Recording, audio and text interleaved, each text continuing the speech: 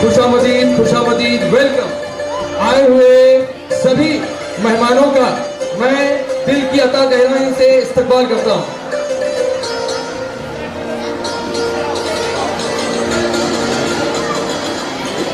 जैसा कि आप जानते हैं कि आज सोशल उर्दू हाई स्कूल की तारीख का एक ऐसा बाब लिखा जाएगा जो आपको आने वाली जिंदगी तक याद रहेगा। आज सोशल उर्दू हाई स्कूल की सालाना गैदरिंग होने जा रही है। मैं social Urdu high school headmaster और तमाम स्टाफ की जानिब से तमाम तालिबात का और जितने भी यहाँ पे मौजूद मेहमानान हैं और तमाम असातिज़ा इकराम का मैं इस्तकबाल करता हूँ। चलिए हम आज के इस प्रोग्राम का आगाज करते हैं।